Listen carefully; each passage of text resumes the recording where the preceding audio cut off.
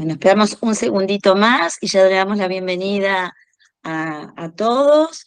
Ya saben ustedes, mientras tanto hacemos la presentación de nuestra última charla, que esperemos sea entretenida, donde la idea es presentar entre las tres, entre la doctora María Isabel Gagliar, la doctora Lucía Peirano y yo, Liliana Verosnik, dos casos clínicos, el abordaje del diagnóstico, hablar del abordaje terapéutico, pero ahí invitaríamos a una discusión abierta con ustedes, porque nos parece interesante poder compartir, bueno, todo lo que hicimos durante estas 3 charlas previas y también poder escuchar el abordaje o el pensamiento, porque muchos de ustedes son inmunólogos sumamente conocidos, así que, bueno, poder compartir esto. Ustedes saben que la idea de AINCA fue hacer este curso de actualización, donde se habló primero de la parte de tratamiento en base de gamma globulina en pacientes con inmunodeficiencias primarias, secundarias, luego, esto lo di yo, luego Chávez, María Isabel Gagliar, nos habló del diagnóstico a través de su gran experiencia como bioquímica, especialista en inmunología, y Lucía Peirano nos habló de las inmunodeficiencias secundarias en una hermosa charla que, bueno, nos enseñó mucho, y esperemos poder compartirla, la experiencia de ustedes también, como les dije recién. Vamos a pasar a la próxima, Chávez, por favor. Bueno, esto es un poco agradecer, no, espera, a nuestros sponsors, donde tanto SSL Behring, Infinity nos permitieron hacer este curso, y también al soporte tanto de la CID como de la AMA y también de la Sociedad Argentina de Inmunología, y a todos los colegas de la comisión directiva de AINCA que estuvieron dándonos el soporte. Bueno, vamos a empezar con el primer caso clínico, que lo voy a presentar yo, por favor, la próxima. Es una paciente actualmente de 14 años, que consulta por primera vez en nuestra institución, en el Centro de Inmunología Clínica, en marzo del 2024, por presentar una hipogamaglobulinemia. Tiene como antecedentes de esta enfermedad que debuta en el 2021 con petequias y hematomas, y requiere una internación porque se hace el diagnóstico de una trombocitopenia. En ese momento se comienza con el protocolo de las trombocitopenias, con el tratamiento de primera elección, que es la gamma globulina por vía endovenosa a 2 gramos kilo, con una respuesta inicial buena, pero ahora vamos a ver en la evolución de ella qué es lo que va pasando. Es interesante saber que la paciente tenía como ningún antecedente de infecciones previos, y que tenía un laboratorio con dosaje de inmunoglobulinas previos normales. Por favor, la próxima.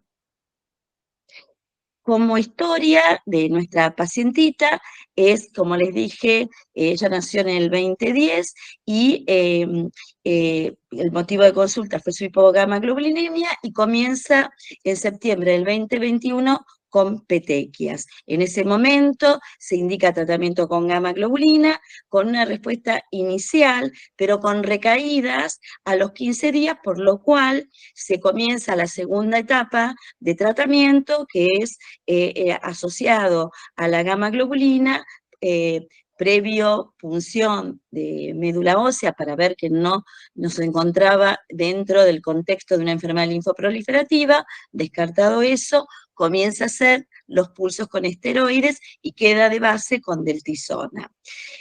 Tuvo también una respuesta inicial, pero vuelve a tener recaídas, por lo cual el grupo de hematología que estaba tratando a la paciente decide comenzar con 4 ciclos de rituximab. con lo cual la paciente recién hace una remisión de su PTI. Ella tiene en agosto del 2022 un recuento de plaquetas normales, un recuento de IgG de 919 miligramos por decilitro, que por edad era normal, IgA de 34 miligramos por decilitro, levemente descendida, lo mismo que la IgM, ambas por debajo de un debido estándar. Y como respuesta al rituximab, se encuentra la ausencia de linfocitos B en 0,1% con linfocitos T normales y el resto de los estudios inmunológicos también normal. La próxima, por favor. Como antecedentes personales, que nos parece interesante recalcar, en abril del 2020 la paciente sufre de dengue con una visitopenia que se decide no internar en ese momento y tener un estricto seguimiento clínico y de laboratorio. La paciente se da de alta de su dengue, nunca llegando a valores totalmente normales de sus de sus plaquetas, quedando en un valor de 100.000, y en noviembre del 2020 sufre una apendicitis y cuando van a hacer su control se encuentran que tiene plaquetas de 87.000. En enero del 2021, es decir, a los 2 meses de este cuadro donde se había identificado una leve plaquetopenia, la paciente comienza o se hace el primer diagnóstico de su PTI. Como antecedentes familiares, tiene su mamá con psoriasis, un hermano con cuadros de parasitosis y BOR recurrentes, y un abuelo paterno con una diabetes de tipo 2. En abril del 2022, la paciente comienza con historia de infecciones, 2 neumonías que no requirieron internación, que fueron ambulatorias, pero claramente en sus radiografías eran 2 focos neumónicos, y hace una conjuntivitis purulenta de muy difícil remisión, lo cual requiere antibióticos también por vía sistémica, y hace un cuadro de moluscos diseminados. En septiembre del 2023, su primer dosaje con hipogamaglobulinemia, con 330 miligramos por decilitro, y ya la presencia de linfocitos B de 8% con un valor absoluto de 193 linfocitos por milímetro cúbico. Bueno, ahora le doy lugar a María Isabel Galliar, que va a hablar del laboratorio. Bueno, resumiendo un poco el laboratorio, como les dijo Liliana, la paciente consulta inmunología en el 2024 y buscando antecedentes en historia clínica y otros laboratorios, tenemos que hace la plaquetopenia en el 2021, recibe en ese momento 2 ciclos de gamma globulina endovenosa a dosis inmunomoduladoras, por mala respuesta recibe 4 ciclos de rituximab, y recién en enero del 2022 encontramos un laboratorio en el cual se detecta un proteinograma con unas gamas de 0,95 dentro de rangos normales y plaquetas normales. En agosto de este mismo año, otro laboratorio que, como vemos, ya estaba con rituximab por el recuento de CD20, muestra valores de G, A y M dentro de rangos normales. En el 2023, como dijimos, tiene ya valores de un proteinograma de 0,68 gramos por decilitro, plaquetas continúan normales, y un recuento de CD20 de 8%, como ya les dijo Liliana, así que un año aproximadamente, entre 8 meses y un año de haber recibido rituximab, recuperó los linfocitos B. Ahora bien, en el laboratorio inmunológico que se hace en enero del 2024, o sea, prácticamente 2 años después de haber recibido Rituxi, tiene plaquetas dentro de rangos normales, se constata la hipogama de los 3 isotipos por debajo de los 2 desvíos estándar, y vemos que las poblaciones linfocitarias T están dentro de rangos normales y con un CD20 también dentro de rangos normales. Se confirma esta hipogama con un segundo laboratorio. Vemos que tienen la respuesta a anticuerpos proteicos papera, rubiola y varicela positivo, con un toxoide tetánico muy disminuido y un neumo que, si no tenemos antecedentes de una vacuna de PNeumo 23, podría considerarse como valores basales muy disminuidos. Ahora bien, las subpoblaciones linfocitarias, si uno ve en primera instancia este perfil donde vemos células memoria, tanto pre como post cambio de isotipo, sumamente disminuidas y una expansión de linfocitos B transicionales, uno pensaría, y esto es lo que ve uno habitualmente, cuando comienzan a regenerarse y alcanzan los valores normales de linfocitos B post tratamiento con terapia anti-linfocito B. Pero si tenemos en cuenta que este paciente ya hacía un año que había mostrado expresión ya de células linfocitos B circulantes en sangre periférica, nos llamó mucho la atención este perfil de subpoblaciones B con un descenso marcado de células memoria y expansión de linfocitos B transicionales. Liliana, ¿seguís frente a este laboratorio? Pásame a la otra. Bueno, es sumamente interesante porque nosotros sabemos que hay infecciones tipo centinelas, como puede ser el COVID o también influenza A, que pueden inducir a los pacientes a tener un disparador de trombocitopenia. La realidad que para nosotros, y es un momento para en la discusión y también para reflexionar, esta paciente hace sin antecedentes previos de alguna otra enfermedad, tiene su infección por dengue en el 2021, más o menos en septiembre, luego el cual hace su visitopenia. Es muy interesante que se le da el alta con un valor de 100.000 plaquetas, que tampoco es tan bajo, pero hace una apendicitis en noviembre del mismo año, donde ya se contacta que la paciente tiene un laboratorio con 87.000 plaquetas. A los 2 meses debuta con su PTI. Entonces, pregunta, ¿el dengue es una causa disparadora de trombocitopenia? Bueno, dejamos para la discusión. Y en este contexto, esta paciente comienza su tratamiento en forma, como se indica en los protocolos, donde primero con gamma globulina, altas dosis, con una sorpresa porque tiene una respuesta parcial. Se descarta que pudiese tener en este contexto una enfermedad linfoproliferativa y se hace los pulsos de corticoides también con una respuesta parcial y una respuesta parcial al mantenimiento con la deltisona, por lo cual se decide el tratamiento con rituximab. Y como demostró Chávez, luego de 8 meses, casi un año post-rituximab, la paciente empieza a comenzar con un perfil claro, con dosajes previos antes del tratamiento y dosajes previos post-tratamiento normales, con una hipogamaglobulinemia.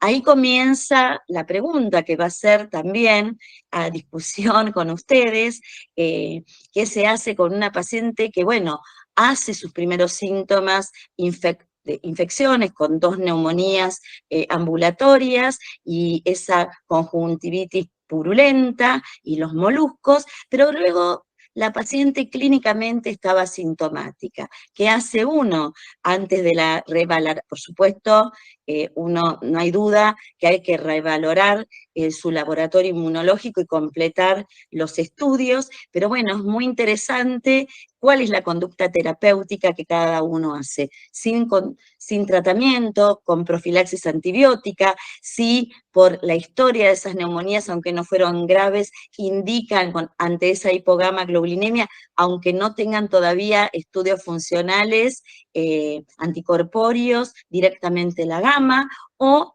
bueno, le damos el espacio de hacer un diagnóstico más prolijo para el futuro de esta paciente. Y ahí viene lo otro, ¿sí? ¿Es una deficiencia primaria? ¿Es una deficiencia secundaria? ¿Fue el rituximab y la infección viral que pudo producir en esta paciente esta evolución tórpida y quedar con una enfermedad? Bueno, estas son las preguntas que vamos a dejar para discutir al final del caso de Lucía, pero por supuesto hacer un seguimiento clínico y de laboratorio inmunológico estricto sí nos parece importantísimo, y también la pregunta es si ustedes solicitarían o no un estudio molecular. Bueno, ahora la idea es pasar al segundo caso clínico y creo que los invitamos, vuelvo a repetir, después de las conclusiones, a hacer una discusión abierta, porque creo que va a ser muy rico para todos. Bueno, Lu, presenta tu segundo caso, que también es sumamente interesante. Bárbaro, gracias Lili, súper interesante. Bueno, yo acá les traigo el segundo casito del día. También el motivo de consulta de este paciente es la hipogamaglobulinemia. Se trata de un paciente varón de 32 años, que la primera consulta la tengo yo en mayo del 2022, que el paciente es derivado por la hematóloga de cabecera por hipogamaglobulinemia. Viendo un poquito los antecedentes personales de mi paciente, él me cuenta que cuando era joven sufría faringoamigdalitis a repetición, de vez en cuando forunculosis, pero su evento mayor fue en el 2015, cuando tenía 18 años, que le hacen el diagnóstico de una leucemia linfoblástica aguda tipo B de estirpe Burkitt. Hace su tratamiento completo con R-Hipercivad por 4 ciclos, terminando ese tratamiento en mayo del 2015, y a partir del 2016 empieza a presentar diferentes tipos de infecciones, más que nada sinusitis a repetición, requiriendo antibiótico casi mensual. En el 2017 aparecen algunas lesiones por HPV en los genitales. En el 2019 deciden hacerle amidalectomía por estas infecciones a repetición. En esa anatomía patológica de esas amígdalas viene una hiperplasia folicular linfoide. Y en el 2019 me relata alguna pitiriasis versicolor. Bueno, él tenía su calendario de vacunación completo desde el 2017 y no tenía antecedentes familiares de relevancia. La siguiente. Bueno, el laboratorio. Tenemos que hace un linfoma de B tipo Burkitt en el 2015, donde recibe tratamiento. En el 2022, que es cuando hace la consulta inmunológica por hipogamaglobulinemia, tenía leucocitos y plaquetas dentro de rangos normales, se observa una marcada hipogama de los 3 isotipos, con un toxoide dentro de rangos normales y un neumo para haber sido vacunado en el 2017, tampoco no llama mucho la atención. Pero sí lo que llama la atención es que de las subpoblaciones T están dentro de rangos normales y un franco descenso, o sea, después de 8 años del tratamiento, no tiene linfocitos B prácticamente y tiene muy bajas células NK. Esto se confirma en una segunda determinación, la ausencia prácticamente de linfocitos B y de NK muy bajas, y respecto de las subpoblaciones T, las subpoblaciones CD4 se encuentran dentro de rangos normales y las CD8 están francamente desviadas hacia fenotipos de células efectoras francamente activadas, que esto puede estar asociado a las repetidas infecciones virales. Así es. Bueno, nosotros estábamos frente a la sospecha de una inmunodeficiencia primaria versus secundaria. Continuamos con los estudios, le pedimos un panel genético de errores innatos de la inmunidad, el cual no arrojó ninguna variante patológica que pueda explicar el fenotipo del paciente. Entonces, la siguiente. Bueno, también aprieto la siguiente. Aquí viene la pregunta que les hice en la charla anterior. con este paciente nos planteábamos a ver si había sido el linfoma el que desencadenó, el tratamiento por el linfoma, el que desencadenó esas infecciones, ese hipogama, o el paciente estaba haciendo su debut de inmunodeficiencia común variable con un linfoma que había pasado desapercibido en la infancia con infecciones leves y que a la edad de 18 años debutó con el linfoma. Esto es algo que también lo traigo a discusión. Creo que siempre estamos dentro de la delgada línea entre qué fue primero, no quiero ser reiterativa, pero la verdad que a veces en los pacientes adultos es difícil saber si todo esto fue posterior al fármaco, después de haber pasado casi 8 años de haber recibido rituximab, que ese linfocito B aún no se haya recuperado. La verdad que nosotros lo terminamos interpretando que el paciente sufría una inmunodeficiencia común variable. La siguiente. Entonces, para concluir un poco y recalcar que es importante realizar los dosajes de inmunoglobulinas, inmunoglobulina G, inmunoglobulina A, M, previo a la utilización de terapias antilinfocito B, pero así como también otras terapias inmunosupresoras en todas las patologías que utilizan estos fármacos. Creo que es algo que tenemos que seguir insistiendo en que lo tenemos que hacer, no solo nosotros, y enseñarle e insistir con nuestros colegas. Y en los pacientes que tienen infecciones recurrentes e hipogamaglobulinemia post-terapias antilinfocito B, realizar la valoración inmunológica completa para poder discernir si estamos frente a una inmunodeficiencia secundaria versus una inmunodeficiencia primaria.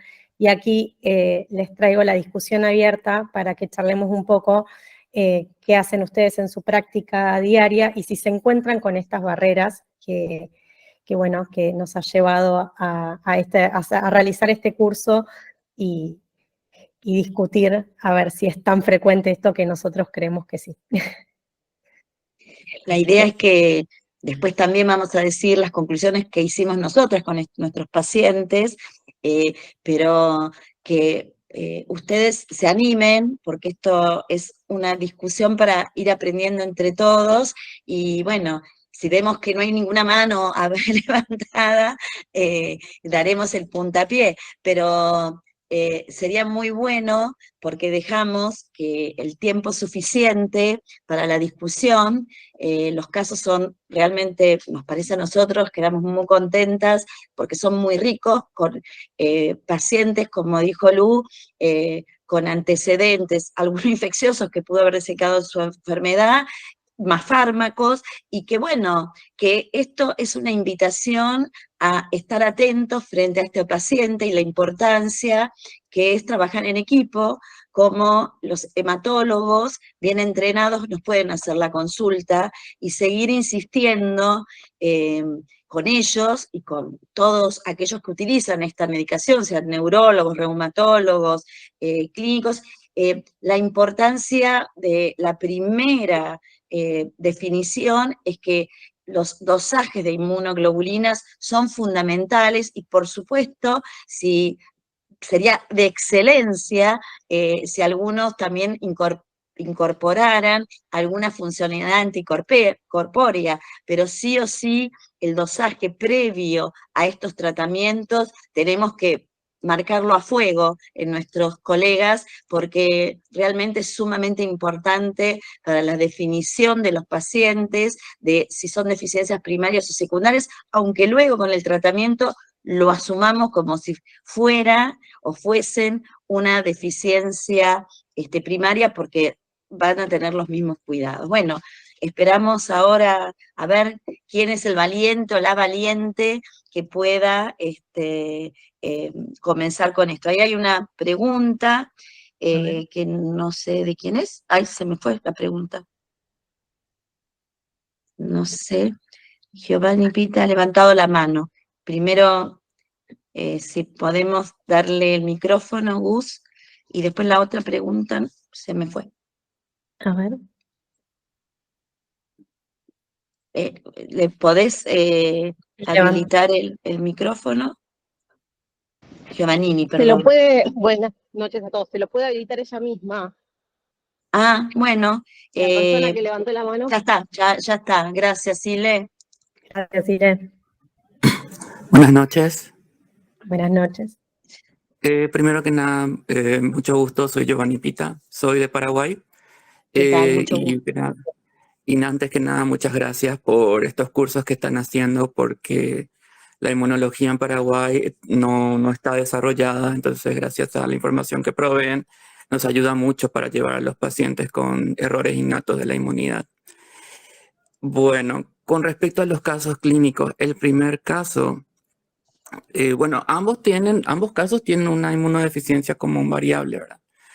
Y me llama mucho la atención que, claro, al inicio del primer caso tenía una trombocitopenia, tenía las IgG normales, una hipogamaglobulinemia, y después ya de un tiempo de haber recibido rituximab se mantenían bajos los valores. Y generalmente o sea, yo personalmente pensaría que el paciente tenía, o sea, ya una predisposición a tener una inmunocomún variable. Y como es un paciente joven, yo le hubiese empezado el goteo de inmunoglobulina en forma para reconstituir, ¿verdad? Porque es un paciente joven, de repente, y a esa edad todavía hay muchas inmunizaciones, todavía algunos tipos de infecciones son más frecuentes, entonces yo consideraría eso, ¿verdad? Y el segundo caso es muy similar a un caso que tengo también acá, que debutó teniendo una leucemia, también un linfoma de Hodgkin, y realmente me daba la sensación de que el paciente ya tenía una inmunodeficiencia común variable, porque usualmente estos pacientes suelen tener predisposición a malignidades y a autoinmunidad. Entonces, creo que eso es lo que yo podría decir con respecto a los casos. Gracias. Muchísimas gracias y la verdad, interesante tu aporte. Quizá es cierto que los dos pacientes pueden tener un perfil que imitan o son inmunodeficiencias comunes variables.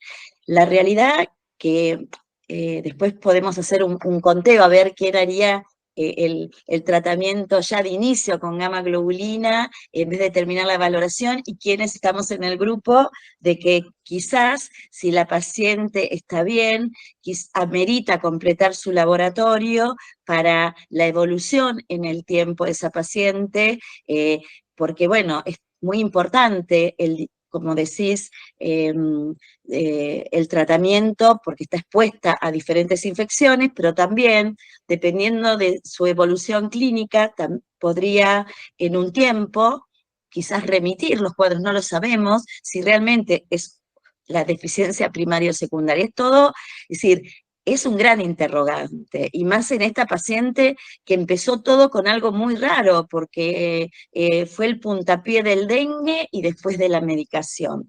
La realidad que lo que nosotros hicimos fue ponerle profilaxis antibiótica, para no dejarla asignada porque ameritaba, y completar su estudio inmunológico, sabiendo cómo demostró Chávez que por lo menos en la primer paciente tenía una respuesta proteica totalmente normal y ya estaba lejos del tratamiento con gamma globulina, que tampoco estábamos dosando los anticuerpos de la gamma, y que nos encontramos que tenía una alteración en la respuesta, tanto proteica frente a toxoide tetánico como la respuesta antipolisacáridos, con unas poblaciones, un compartimento B alterado, por lo cual con esos estudios nosotros recién comenzamos el tratamiento con gamma globulina.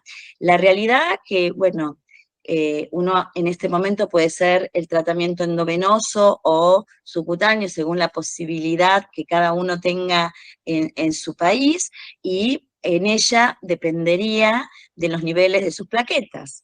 Pero como con plaquetas por debajo de 60.000, nosotros no infundimos gamma subcutánea, pero esta chica tenía plaquetas normales, por lo cual elegimos la vía subcutánea.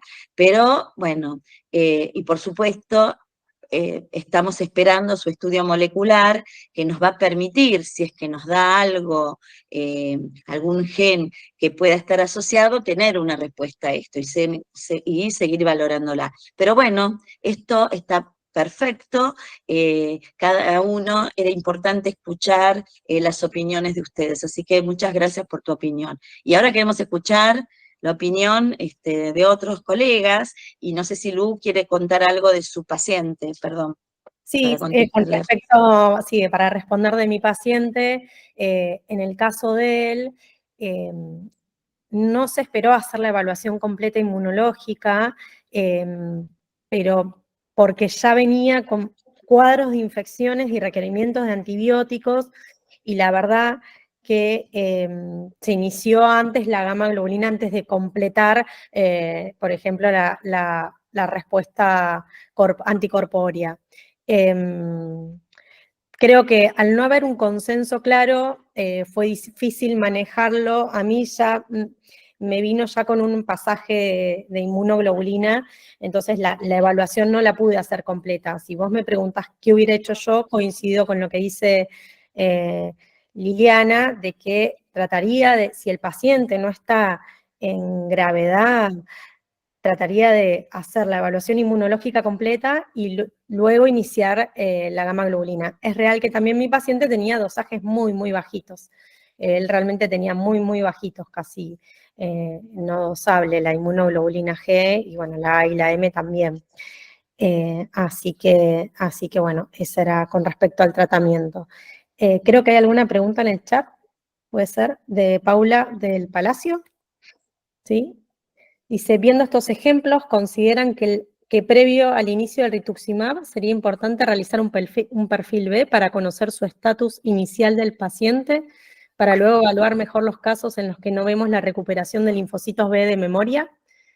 Bueno, sí, yo creo que si bien no hay consenso de cómo se siguen los pacientes luego del tratamiento con todas estas terapias, en realidad lo que uno propone es que sí o sí tiene que tener un dosaje, quizás unas poblaciones linfocitarias, porque queda la duda, por ejemplo, con el último paciente, con el del caso 2, si tenía un recuento normal previo a su linfoma de linfocitos B o no.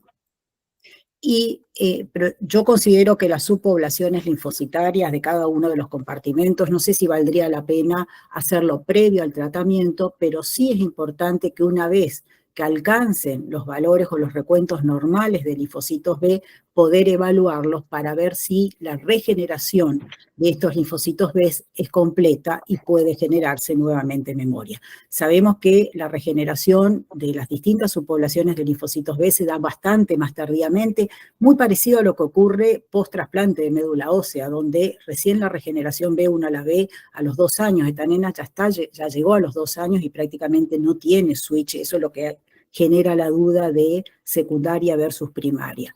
Pero personalmente nosotros lo que hacemos es tener quizás unas poblaciones previas, dosajes de inmunoglobulina, si es posible, como dijeron las chicas, estudios funcionales, y después hacemos un seguimiento 4 meses, cada 4 meses en el primer año post-tratamiento, para ver si hay regeneración muy temprana de linfocitos B y cómo están las inmunoglobulinas.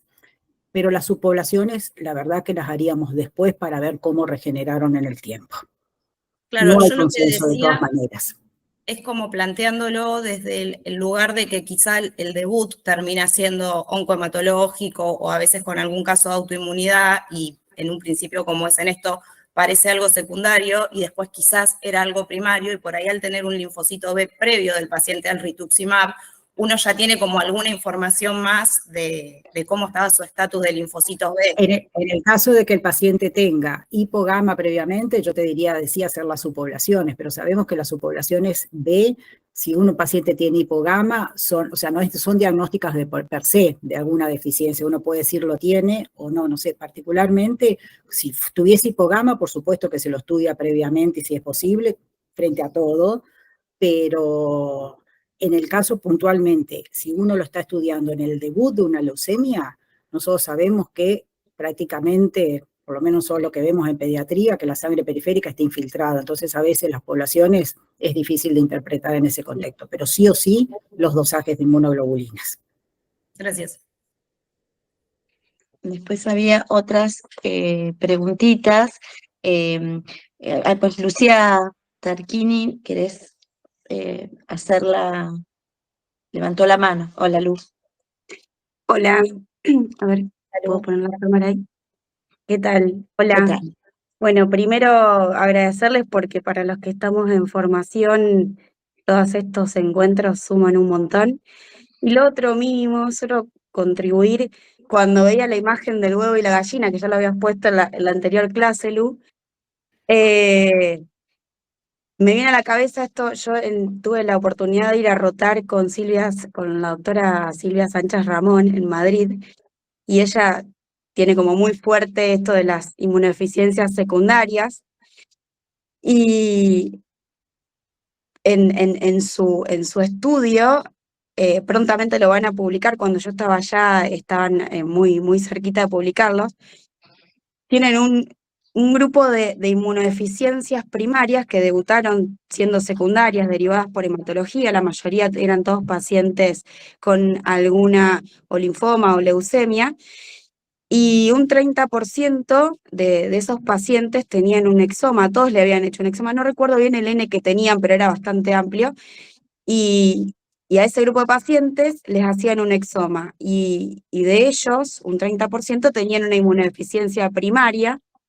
y los que no tenían una entidad genética confirmada por exoma, pero reunían muchos criterios, por ejemplo, antecedentes de la infancia, con infecciones, etcétera, también los asumían como tal, y es un pequeño subgrupo que ellos también consideran, que creo que era un 10%.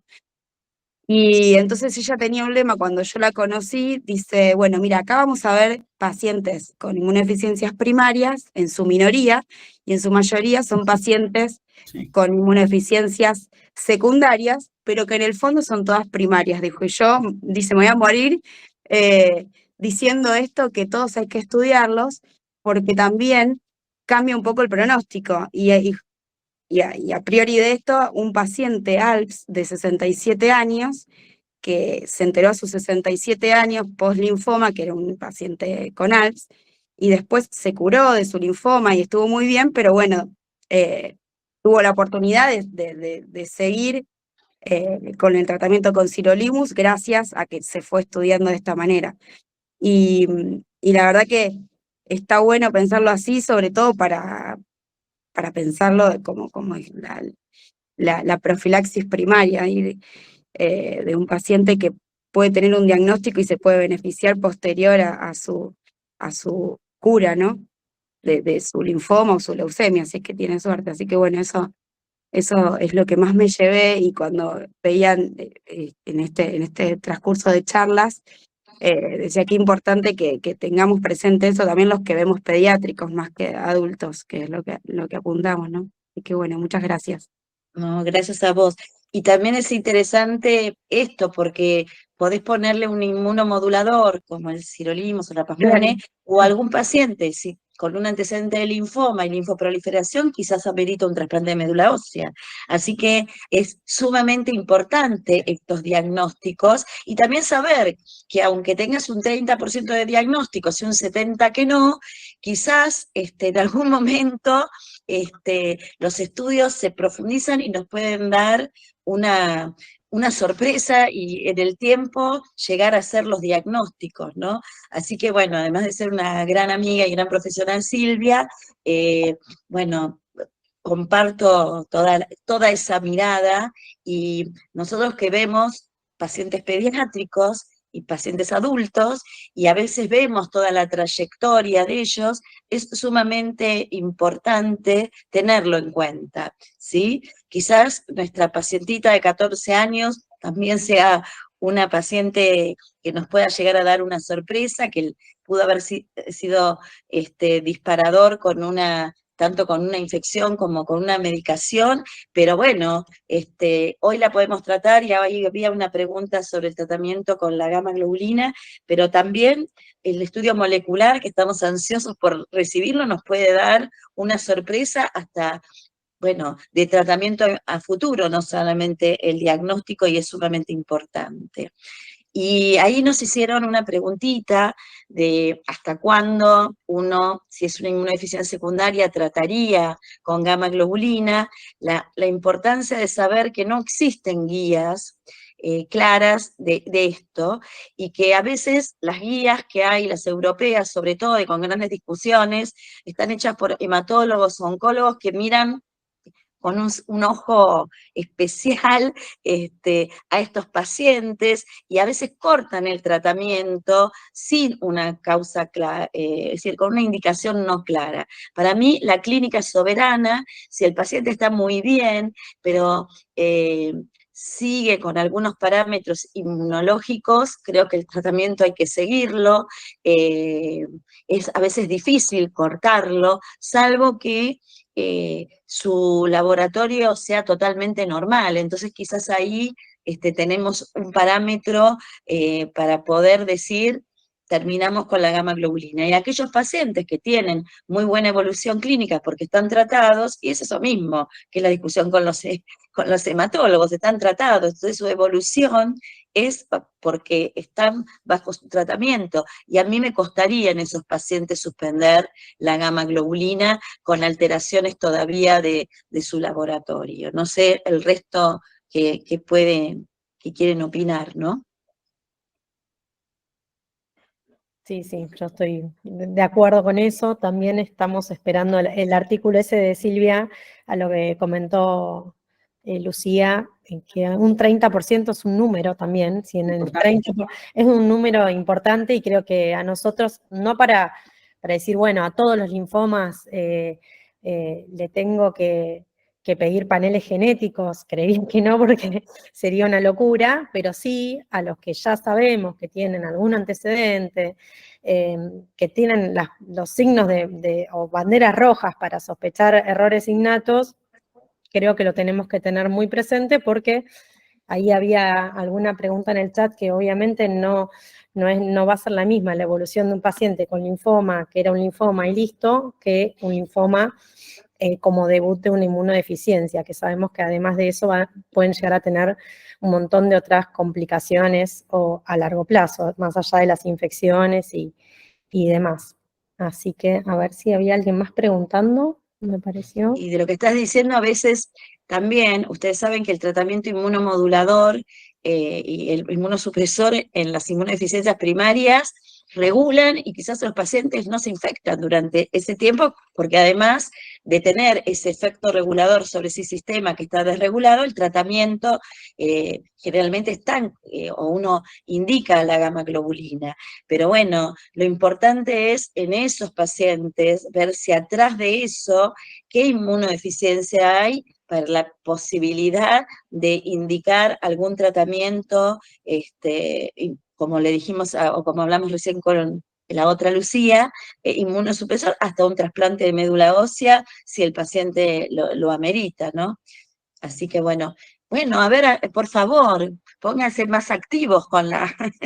Y lo que les pedimos es que abran los micrófonos, porque nos cuesta mirar el chat, vamos a ser sinceras. Ahí está la doctora Villa, que le pedimos por favor que desbloquee su micrófono. Hola. Bueno, Hola. no, muy lindos los dos casos clínicos. Me parece que estos casos clínicos sirven para pensar también, trabajar en forma transversal con otras especialidades. Me gusta el abordaje porque es a partir de infecciones, a partir de la intercurrencia con oncología, o sea, con otras especialidades. Me parece que sirve para esto, para trabajar en forma interdisciplinaria y pensarlo cuando tenemos un paciente oncológico, cuando tenemos una infección. Pensarlo desde ese lugar a las inmunodeficiencias, ya sea en forma primaria o secundaria. Después, en cuanto al abordaje, me parece que nosotros siempre tratamos de estudiarlo, obviamente si el paciente amerita, pero estudiar todo antes de implementar el tratamiento con gamma globulina. Después pensar, obviamente, que hay órganos de impacto, que hay que cuidar ese pulmón, el oído, lo que sea que tenga. Entonces la gamma globulina va a evitar, mientras estamos estudiando, que tenga un compromiso, fundamentalmente a nivel pulmonar, que luego va a ser irreversible. Y después me parece que sí, que pensar siempre que este paciente podemos continuar estudiándolo, no vamos a saber si es primaria o secundaria hasta que hagamos una valoración a través de la biología molecular, a través de un estudio genético, nos va a permitir después tener una terapia orientada, o sea, ya sea con un biológico o si el paciente requiere un trasplante de células progenitoras hematopoyéticas. Me parece que es una secuencia importante en estos pacientes, pero en cada paso tenemos que cuidarlo, ¿no? O sea, uno tiene que estudiarlo desde el primer momento. Nosotros, antes de implementar la gamma globulina, pensar que después hay un proceso en donde hay que cuidar esos órganos blancos de impacto que tiene, que podemos hacerlo con la gamma, y después las respuestas van a estar en la base genética, y vamos a ver después cómo seguimos. Así que, bueno, nada, gracias, y eso es mi aporte. Ahora me vino un poco a la cabeza un caso que vimos con Ile Moreira, que está ahí, creo que se va a acordar, una chiquita que la seguimos viendo en el centro, porque uno piensa solamente en los oncólogos, ¿no? Hablamos de oncólogos, hematólogos, pero los neurólogos también pueden, neurólogos y reumatólogos, ser los primeros que reciban pacientes, y esta es una chiquita también, adolescente, que debutó con una vasculitis del sistema nervioso central, que recibió también el rituximab, y que tenía, ¿ves? Previamente, hay un pediatra muy entrenado en el grupo de Fleni, que le pidió un dosaje de inmunoglobulinas previo, y esto nos permitió, aunque al principio a los neurólogos les costaba, nosotros le pusimos la gamma globulina y empezó a funcionar bien, y la asumimos con Ile rápidamente, aunque el molecular hasta ahora nos sigue dando negativo y estamos esperando, entró en el protocolo de Belén, a mejor en Exactas, estamos esperando su diagnóstico, pero lo importante que fue discutir con ellos que querían suspender la gamma globulina y nosotros asumirla realmente como una inmunodeficiencia común variable que debutó con su vasculitis, sin historia previa, no sé si te acordás, Ile, de María Claro, sin Victoria. infecciones. Sí. Esta niña no Y tenía que fue historia de toda infección. una lucha con la doctora, Sí. con los médicos los neurólogos, para explicarle que había que dejarla con gamma. Perdón, Ile, ahora te digo a vos. Porque, no, sí, solamente eso de que para los neurólogos, el tema de que no tenga infecciones para ellos ya descartaba, porque no tenía una historia de infecciones previa, y bueno, nada, fue un ir y venir, pero bueno, siguió con la gama y siguió bien. Ahí había una preguntita que nos hacía Giovannini, me parece, no sé, Lucy, la querés contestar, o Lucía, que estuvo con Sánchez Ramón y que ella le gustan los lisados bacterianos orales. Acá dice, tengo una pregunta, ¿qué opinan del uso de las vacunas orales con lisados bacterianos? En mi país muchas personas las están utilizando. En un paciente con inmunodeficiencia humoral se contraindicaría. Sinceramente, yo no tengo experiencia en el uso de vacunas orales lisadas. La realidad es que en mi caso, mis pacientes que tienen inmunodeficiencia no los utilizo como tratamiento coayudante. Por ahí podrían, pero no, yo no sé si se contraindicarían, pero tampoco sé si tiene algún beneficio o alguna eficacia demostrada. Tal vez creo que ya con el resto del tratamiento que uno hace, no sé, la gamma globulina, ver o no si requieren profilaxis antibiótica, pero no, la verdad que eso, vos Lili, lo utilizás. No, nosotros tampoco, no tenemos experiencia con esta. Sí, el año pasado fue una discusión entre los dos españoles, Pérez y Sánchez Ramón, porque ella sí utiliza y tiene bastantes buenos resultados. Quizás hablaría a través de los estudios de Silvia, pero no por experiencia propia. No, Habría que verlo, pero bueno, lo que no tenemos es experiencia. Claro, sí. Claro, esto iba a decir, la discusión entre Silvia y Per se dio en que Per decía que si uno tiene un déficit en la producción de anticuerpos, a los sumo esos lisados, o sea, al sumo no vas a responder, como decías vos, Lu, no sé si es que están contraindicados, Claro. pero no vas a tener capacidad de respuesta. Y Silvia hablaba de que esos lisados estimulaban la inmunidad entrenada, y bueno, y ahí ya entramos en otro tema de la inmunidad entrenada, y en base a eso se dio la discusión. Así que no sé, hay polos opuestos para el tema de los lisados bacterianos orales. Ahí, Lucía. A ver, Lucía, Tarquini. No, sí, es verdad eso. Son como muy fanáticos de los lisados, pero lo curioso es que lo que nosotros por ahí tenemos acceso acá son esta marca que nombró él, que casi nadie en los centros públicos tenemos experiencia con eso, pero lo que hacían allá eran en pacientes donde toda la valoración inmunológica era normal, pero que en pacientes de cualquier edad, adolescentes, adultos, que es lo que más ven, tenían infecciones respiratorias no graves, de vías aéreas superior, alguna que otra otitis, pero su valoración inmunológica era normal, entonces probaban darle, tomando muestra en el momento que tenían la infección activa, como un hisopado de fauces, y eso lo llevaban a una farmacia, que casi todas tenían conexión en red, y esa farmacia después elaboraban un preparado específico para tu flora o para el germen que más estaba predominante haciendo la infección bacteriana en ese momento. Y lo mismo hacían para las infecciones urinarias, que para las infecciones urinarias las mujeres lo que decían en la consulta era que ya habían hecho tratamientos, sí estuvieron bien por un tiempo, pero que después volvían a recaer, en un año o dos volvían a recaer. Pero con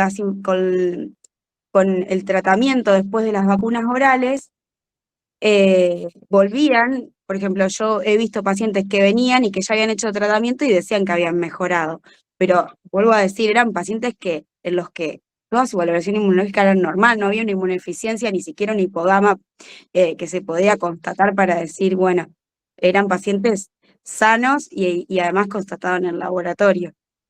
Para esos casos, según referencias de los mismos pacientes, sí lo referían, pero bueno, no lo probaban en inmunodeficientes. Sí. Muchísimas gracias. Es eso, ¿no? Porque quizás uno puede utilizar en aquellos con un sistema, una valoración inmunológica normal, y bueno, entonces quizás es un estímulo a aquellos que hacen infecciones y no le encontrás nada, pero bueno, también eran con su autoflora. Exacto. Entonces, bueno, habría que hacer la experiencia, pero no sé si yo me atrevería a un paciente que sí claramente tenga una desregulación inmune o una alteración T sobre todo, porque lo ve como mucho, no va a responder, pero si hay una deficiencia T, y la verdad que me daría cosita, ¿no? Desafiarlo, pero bueno, me parece como que está abierto y que no hay que cerrarnos porque nos pueden dar algunas sorpresas, ¿no? Con el tiempo. Así que... bueno, muchas gracias. No, gracias a usted. ¿Sabe que eres la participar. próxima para poner que recordamos en nuestro congreso a la CID, que lo hacemos con la Sociedad Argentina de Inmunología, con el grupo de representantes de la UIS en Latinoamérica, que es ALAI, y bueno, AINCA es parte de este congreso, y la SAI también. Es un gran esfuerzo, porque nos tocó un año muy difícil para poder hacerlo. Todos quieren venir a la Argentina, nuestros invitados, y la verdad que esto es muy lindo, pero nos estamos estresando bastante por la falta de soporte económico. Sí queremos nosotros invitarlos, ya sé que está difícil económicamente para ustedes, ahí le dice que no nos olvidemos es decir, que se asocien a INCA para seguir creciendo, pero bueno, acá es que participen de este congreso. El 18 de agosto cierra la presentación de los trabajos. Por favor, presenten trabajos, porque nos parece como demostrar que es una oportunidad re importante para los inmunólogos clínicos. Durante muchos años protestábamos que no teníamos lugar, que la Sociedad de Inmunología no nos daba un lugar a la parte como querríamos los clínicos, y hoy la tenemos. Entonces, tenemos que demostrar que sirve, que la inmunología clínica es fundamental, que debemos trabajar en equipo con los inmunólogos básicos, y acá es una oportunidad importante, y además realmente los expositores, es decir, las personas que van a participar, bueno, hoy es muy difícil viajar, sería muy importante que no se pierdan escuchar esto, que lo vamos a tener en casa, con todo el esfuerzo que esto está meritando, pero que realmente creo que vale la pena, que es el 14 Congreso ALAI, y se llama la CID porque está, además de la representación de América Latina, de la UIS y el Caribe, es por eso el nombre, donde, bueno, creo que es muy importante porque además es el primer congreso de AINCA, y aquellos que no saben la historia, comenzamos en el 2020, plena pandemia, pudimos hacer 4 jornadas, presentamos trabajos, hemos ganado premios, bueno, y en poco tiempo, y hoy tenemos la posibilidad de nuestro primer congreso, que es el congreso de todos nosotros. Y sí agradecerles la participación de estas jornadas, que espero que haya sido de utilidad, que vamos a tratar de seguir haciéndolo, que va a haber ahora el 15 de agosto un webinar donde la doctora Villa está preparándolo con la gente del Hospital de Niños, donde va a ser muy interesante ver lo que se hace también en casa, así que nos parece sumamente importante este espacio. Recordarles que pueden ver las clases que van a estar grabadas por 6 meses y colgadas en esta página, y que, bueno, gracias por participar, porque nos jugamos a dejarles media hora, 40 minutos, para que ustedes participen, y la verdad que fue gracias a todos los que hablaron, y esperamos que nosotros le hayamos aportado con estos casos clínicos y con nuestras clases para poder seguir creciendo en conjunto.